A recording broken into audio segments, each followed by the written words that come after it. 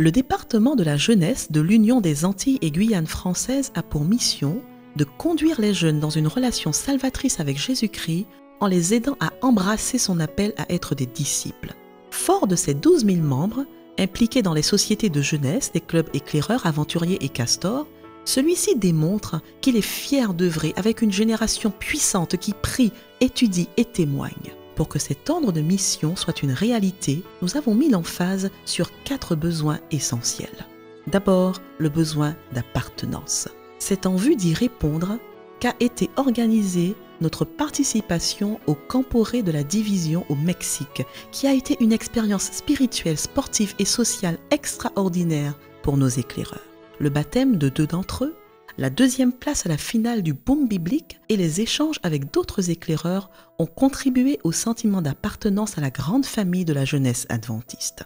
Les Olympiades de la jeunesse en avril 2012 en Martinique ont permis aux jeunes de sensibiliser la population aux problèmes des addictions, de mieux se connaître grâce au jumelage des équipes sportives et d'être sur le même terrain de jeu que leur pasteur. Le 2e rassemblement de la jeunesse adventiste dénommé les Journées de l'adoration, du service, du partage et de l'espérance, JASP 2, qui a eu lieu en Guadeloupe en avril 2013, a aussi contribué à répondre à ce besoin. 2e, le besoin de rencontrer Dieu. Reconsidérer notre manière de lire et d'étudier la parole de Dieu s'avère aujourd'hui primordiale.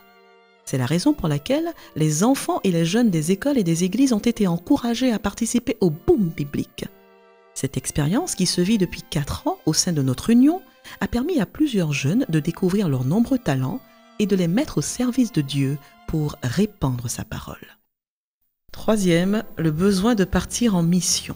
Le jeune adventiste aspire à vivre l'aventure évangélique en étant lui-même un des principaux acteurs. C'est la raison pour laquelle notre jeunesse a adhéré au projet Force d'action jeunesse proposé par la division interaméricaine.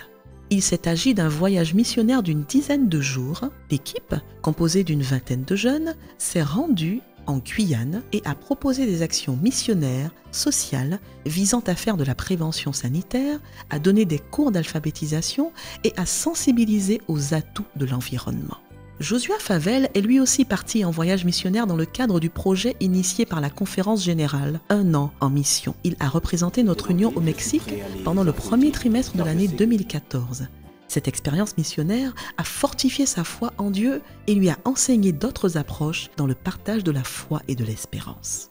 Depuis 2 ans, la grande fête spirituelle de la jeunesse adventiste culmine au travers de la journée globale de la jeunesse. Ce jour-là, les jeunes ne viennent pas à l'église pour écouter un sermon, mais ils deviennent le sermon, en allant à la rencontre de la population pour lui manifester de la compassion, lui apporter l'espérance et lui donner l'amour. Du 3 au 10 mai 2014, l'Internet a été mis au service de l'évangélisation grâce au projet de la division interaméricaine dénommé « Gagne avec Jésus ».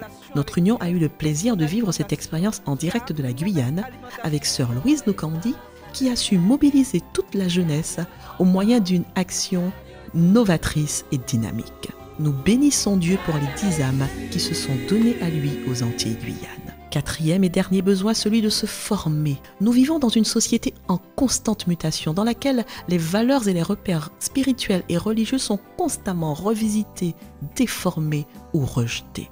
Ce que nous tenions pour acquis il y a quelques années est remis en cause dans le monde postmoderne qu'est le nôtre. Ainsi, durant le 1er trimestre 2015, nous organiserons des mini-camps de formation en Guadeloupe et en Martinique qui contribueront à la mise à niveau essentielle de tous les cadres, leaders, chefs guides, anciens et pasteurs.